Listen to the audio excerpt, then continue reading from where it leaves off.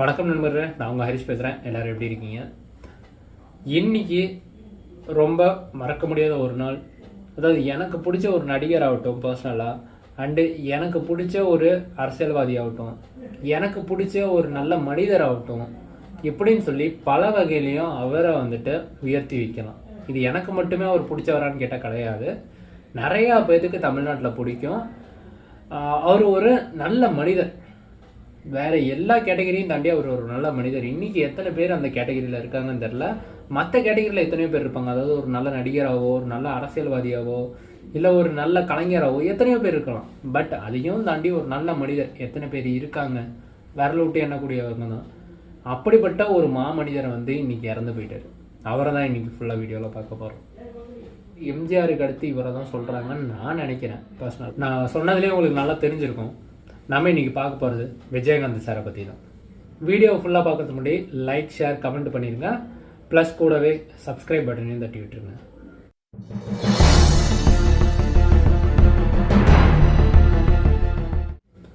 Vijayakanth sir, இவரை பற்றி சொல்லணும் அப்படின்னா ரொம்ப ஒரு நார்மலான பின்புலத்துலேருந்து வந்தவர். அதாவது அவர் ஒரு பெரிய ரிச்சஸ்ட் ஃபேமிலியிலேருந்துலாம் வரல. ஒரு சாதாரண இடத்துல மதுரையில் பிறந்து அவரோட கலருக்காகவே அவர் நிறையா ஃபிலிம் இண்டஸ்ட்ரியில் ரொம்ப அவமரியாதை பண்ணியிருக்காங்க. பட் இப்படி ஒரு சுச்சுவேஷனை தாண்டி அவர் ஒரு வில்லன் கேரக்டர் நடித்து, நெக்ஸ்ட் ஒரு ஹீரோ கேரக்டர் நடித்து, அடுத்து அந்த ஹீரோ கேரக்டரையே தனக்கு உண்டானதாக்கி நிறையா படங்கள் ஹிட்டு கொடுத்து புது புது கதாநாயகர்களை அவங்களே இன்ட்ரடியூஸ் பண்ணியிருக்காங்க அவங்க படம் மூலியமாக. அண்ட் இது இல்லாமல் புது டேரக்டர்ஸ் நிறைய பேர்த்த இன்ட்ரடியூஸ் பண்ணியிருக்காங்க. இப்படியெல்லாம் வளர்ந்த ஒரு மனுஷன் வளர்ந்ததுக்கு அப்புறமும் எல்லா கேரக்டரையும் மாற்றிட்டு அப்படியே தான் பெருசு அப்படின்ட்டு இல்லாமல் அவரோட நார்மலான ஒரு பொசிஷன்லேயே இருந்திருக்காரு. அண்ட் அதையும் மீறி அவர் நிறையா நல்லது செஞ்சுருக்காரு. எனக்கு தெரிஞ்ச ஒரு இன்சிடென்ட் நான் சொல்கிறேனே. திருச்சி ஜிஹெச், அப்போ இருந்து திருச்சி ஜிஹெச் சொல்லுவாங்க அமெரிக்கன் ஹாஸ்பிட்டல் அப்படின்ட்டு. அப்போ இருந்து திருச்சி ஜிஹெச் அவர் அப்போ கிட்டத்தட்ட ஒரு 100 பெட்டை என்னமோ கொடுத்துருக்காரு அப்படின்னு நான் நினைக்கிறேன். ஸோ இது நான் கேள்விப்பட்டது தான். அதாவது அவர் செஞ்சது கிட்டத்தட்ட ஒரு 1994 ஒரு 2000 வருஷத்துக்குள்ளார, அதாவது 1994லேருந்து 2000 இந்த ஒரு இன்பிட்வீன் கேப்புக்குள்ளார எப்பயோ பண்ணியிருக்காரு. ஆக்சுவலி நான் பிறந்த வருஷமே 1994 தான். அதனால எக்ஸாக்டாக எனக்கு அதை பற்றி தெரில. வேறு யார்கிட்ட கேட்டாலும் அதை பற்றி பெருசாக தெரில. ஏன்னா நிறைய நல்ல விஷயத்தில் நம்ம மறந்துடுவோம். நிறைய நெகட்டிவ் பாயிண்ட்ஸ் கேட்டால் தெரியும். இப்போ உள்ள ஜென்ரேஷன்ஸ் ஆகட்டும், அப்போ உள்ள ஜென்ரேஷன் ஆகட்டும், நம்ம மைண்டுமே ஆகட்டும், நெகட்டிவ் விஷயத்தை கேட்டால் டக்குன்னு தெரியும். பாசிட்டிவ் விஷயத்தை கேட்டால் அது நம்ம மக்கள் தானாகவே மறந்துடுவாங்க. அது ஜென்ரல் தான்.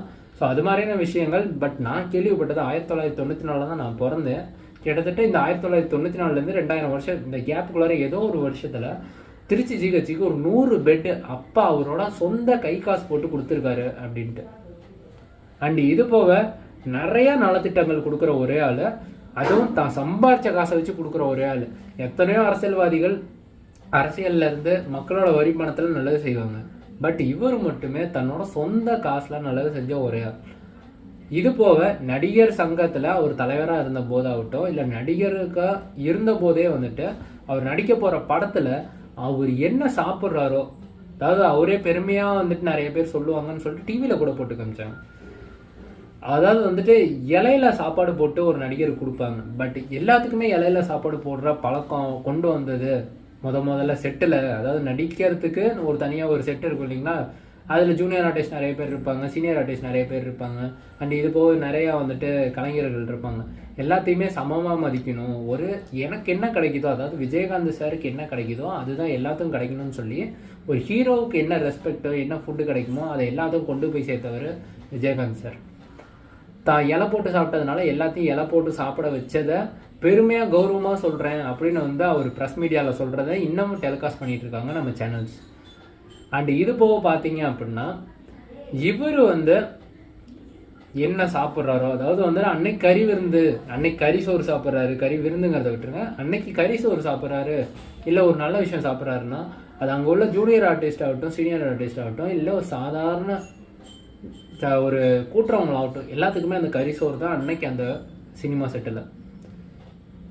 இது போக பார்த்தீங்க அப்படின்னா ஒரு ஸ்நாக்ஸ்ன்னு டைம்னு வந்துச்சுன்னா ஈவினிங் டைமில் ஒரு காஃபியோ டீயோ கொடுக்கறது வழக்கம் அப்படிம்பாங்க. பட் அவரோட செட்டில் பார்த்தீங்க அப்படின்னா காஃபி, டீ, போன்விட்டா, ஹார்லிக்ஸ், இது மாதிரியான பல விஷயங்கள் வந்துட்டு ஒரு 5-6 வகையான விஷயங்களே வந்துட்டு அங்கே வந்துட்டு லிக்விட் ஐட்டமாக கொடுப்பாங்க. இது போக சாலிட் ஐட்டம்ஸும் நிறைய கொடுப்பாங்க ஸ்நாக்ஸ்லேயே வந்து ஈவினிங் டைமில். இது எல்லாத்துக்கும் சமமாக போகும் அப்படின்னு வந்து சொல்லுவாங்க.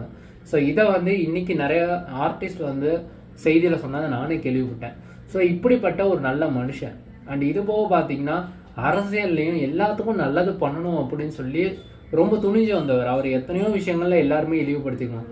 ஆனால் என்னையை பொறுத்தவரையிலையும் அம்மாவை, அதாவது வந்து ஏடிஎம்கேல ஒரு பெரிய இடத்துல இருந்தவங்க அம்மா தான், ஜெயலலிதா அம்மாவை எதிர்த்து சட்டமன்றத்தில் வந்து நாக்கம் அடிச்சுக்கிட்டு வந்து நின்னாரு அப்படிங்கிறதுலாம் எல்லாருமே வந்து கேலியாக பேசுவாங்க. பட் அந்த ஒரு துணிச்சை யாருக்கு வரும்? கண்டிப்பாக வராது யாருக்குமே.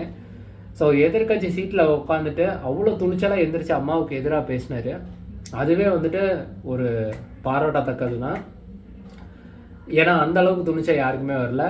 ஸோ இப்போ நீங்கள் பார்த்தீங்கன்னா தெரியும், அம்மா இல்லாதனால ஏடிஎம்கே கட்சி எப்படி எந்த அளவுக்கு சின்ன பின்னமாயிருக்கு அப்படின்ட்டு. இப்படிப்பட்ட ஒரு கட்சியை கட்டுக்கோப்பாக வச்சுருந்த ஒரு அம்மா, ஜெயலலிதா அம்மாவே வந்து எதிர்த்து பேசினார் அப்படிங்கிறது அன்னைக்கு வந்து ரொம்ப மிகப்பெரிய விஷயமா பார்க்கப்பட்டுச்சு. இன்றைக்கி அதை நினச்சி பார்த்தாலும் அது மிகப்பெரிய விஷயம் தான். கண்டிப்பாக இந்த விஷயத்தை யாருனால பண்ண முடியும்? கண்டிப்பாக விஜயகாந்த் சார்னால மட்டுமே பண்ண முடியும். ரொம்ப நேர்மையான மனுஷன், சம்பாரித்த காசை எல்லாத்தையுமே கொடுத்து உதவுனார். பாரி வளர்ந்தா எல்லாருமே சொல்கிறாங்க. அவரை பற்றின ஏதாச்சும் ஒரு கெட்ட விஷயம் சொல்லலாமா அப்படின்னு சொல்லி எல்லாருமே தேடி பார்த்தா அவரை பற்றின ஒரு கெட்ட விஷயம் கூட கிடைக்காது. யாராச்சும் அப்படி வந்து ஒரு தப்பாக பேசியிருக்காங்களா அப்படின்னு தெரியாது. எனக்கு தெரிஞ்சு விஜயகாந்த் சார் வந்துட்டு அவரோட நடிகர் சங்கத்தில் தலைவராக இருந்தப்ப அந்த ஒரு டைமில் மட்டுமே ஒரு கோல்டன் ஹவர்ஸ் அப்படிங்கிற மாதிரி சொல்கிறாங்க. அதாவது ஒரு பொற்காலம் அப்படிங்கிற மாதிரி சொல்கிறாங்க அவர் தலைவராக இருந்த டைமு. ஸோ இப்படி வந்துட்டு தன்னோட ஒரு எப்படி சொல்கிறது, இதை விட ஒரு நல்ல குணங்கள் யாருனால சொல்ல முடியும்? எத்தனையோ நல்ல பண்புகள் வந்துட்டு இன்னமும் சொல்லிக்கிட்டே போகிறாங்க. எத்தனை பேர் வந்து அவங்க பார்க்குறாங்கங்கிறது தெரியும். இன்னமும் ஒரு ஏடிஎம்கேவோ டிஎம்கேவோ கிடையாது, டிஎம்டிகே தான். ஒரு சாதாரண கட்சியாக இருந்துட்டு ஒரு சாதாரண பின்புலத்துலேருந்து வெளியே வந்து நடிகராகி நடிகரில் பேர் வாங்கி ஒரு புகழை வாங்கி அவருக்குன்னு ஒரு இடத்த பிடிச்சி மக்களுக்கு நல்லா செய்யணும்னு ஒரு கட்சி ஆரம்பித்து அந்த கட்சியை வச்சே நிறைய படம் பேக்ரவுண்டில் எடுத்து அதுக்கப்புறம் அந்த கட்சியை ஃபேமஸ் ஆக்கி ஒரு எதிர்கட்சி தலைவருங்கிற ஒரு இருக்கை வரலையும் போயிட்டு வந்துட்டார். ஸோ இந்த அளவுக்கு ஒரு ஹையர் குரோத்தை வந்து ஒரு சாதாரண மனுஷன் வந்து கொடுத்துருக்காரு. ஒரு சாதாரண பின்புலத்துலேருந்து மதுரையிலேருந்து வந்தவர். ஸோ நிஜமாலுமே one of the biggest inspirational story தான் இது. அண்ட் இது போக பார்த்தீங்கன்னா ஒரு சேடான விஷயம், அவர் இன்னைக்கு இறந்து போயிட்டார் பர்டிகுலராக. அது ரொம்பவே வருத்தத்தக்க விஷயம். இப்படிப்பட்ட ஒரு மனுஷன் இறந்து போவார்னு யாருமே நினச்சதில்லை. நல்லவங்களெல்லாம் சீக்கிரமாகவே கடவுள் கூப்பிட்டுக்குவாருன்னு சொல்லுவாங்க. எனக்கு கடவுளில் நம்பிக்கை இல்லை அப்படின்னாலும் இந்த ஒரு பதிவை வந்துட்டு நான் கண்டிப்பாக பதிவிட்டே ஆகணும். ஏன்னா அப்பேற்பட்ட ஒரு நல்ல மனுஷனை வந்துட்டு, நல்ல மனுஷனை ஃபர்ஸ்ட் ஆஃப் ஆல் வந்து ஒரு நல்ல மனுஷனை இந்த உலகம் வந்து இழந்திருக்கு.